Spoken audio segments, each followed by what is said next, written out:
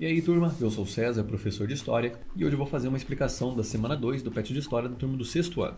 O tema dessa semana é cidadania e respeito às diferenças sociais, culturais e aos direitos humanos. Então a primeira coisa que a gente tem que ter em mente é que cidadania é um conjunto de direitos e deveres que o indivíduo tem perante um Estado. Só que esses direitos e deveres vão mudando ao longo do tempo. Eu vou dar um exemplo para ficar um pouquinho mais claro. Durante ali o século XVII, nós teremos um rei francês chamado Luís XIV, que ele era muito poderoso, ele era conhecido como um rei absoluto. Ele inclusive tinha uma frase onde ele dizia: o Estado sou eu, de tão poderoso que ele era, ele mandava em tudo. Só que as pessoas que viviam na França naquele momento, elas não eram cidadãs, eles eram considerados súditos, pois eles tinham que obedecer apenas o rei. Eles não tinham direitos, eles não tinham algum ganho, eles só tinham deveres, eles tinham que obedecer ao rei. O clero e a nobreza tinham alguns direitos, mas a camada do povo, da população em geral, não.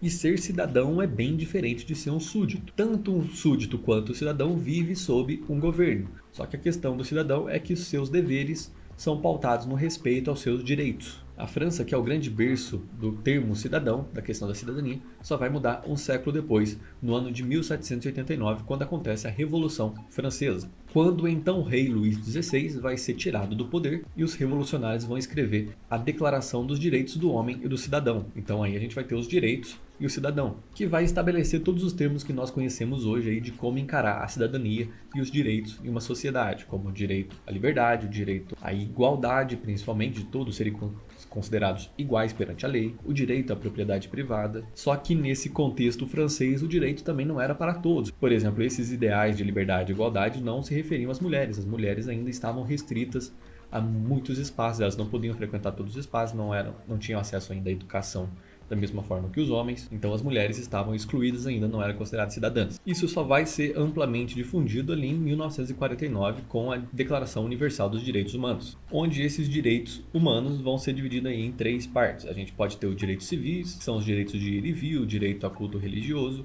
os direitos políticos de se candidatar, de poder eleger alguém, de votar nas eleições, e os direitos sociais, que é o direito à saúde, o direito à moradia, o direito à educação, sem distinguir raça, gênero e classe, afinal somos todos iguais. A nossa Constituição brasileira, por exemplo, escrita em 1988, é chamada de Constituição Cidadã, porque ela foi escrita depois de um longo período aí de 21 anos, onde quase todos os direitos sociais foram tirados. Vale lembrar que na história do Brasil nós temos um grupo social que não teve direito nenhum por muito tempo, que é o caso dos negros, que por 3 séculos foram escravizados sem direito nenhum, apenas obrigação de trabalhar para o seu senhor durante a sua vida toda. E depois, quando deram a liberdade para esse povo, não garantiram a igualdade, não garantiram moradia, não garantiram emprego, não garantiram comida, e eles ficaram a ver navios sem ter como se sustentar. Garantiram a liberdade, mas não pensaram na igualdade. Não tiveram seus direitos respeitados. Aqueles que conseguiram casas acabaram sendo expulsos depois, onde começa a se construir as primeiras favelas aqui no Brasil. Foram impedidos de realizar suas práticas culturais, suas danças, suas músicas, suas crenças principalmente. E esse impedimento de preservar suas raízes, suas memórias, atrelado ali a uma política feita pelos brancos apenas, junto no período ali da eugenia, vai surgir o racismo. Um exemplo claro disso é que, por exemplo, existem milhares de religiões no mundo todo, inclusive aqui no Brasil. Só que quando você pensa em uma religião de matriz africana, você já logo pensa em macumba, você já logo pensa em um termo muito pejorativo. Você olha com estranheza as oferendas, que é algo que, sei lá, toda religião tem, desde sempre. Então esse olhar diferente que você tem para as religiões de matriz africana nada mais é do que racismo.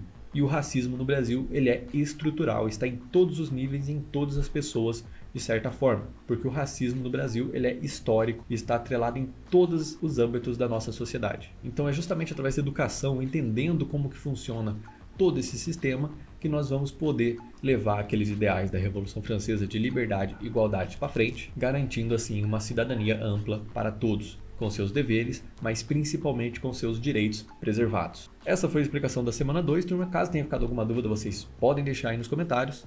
A gente responde, lembrando que a correção também já está no canal, e nos vemos na próxima semana. Valeu!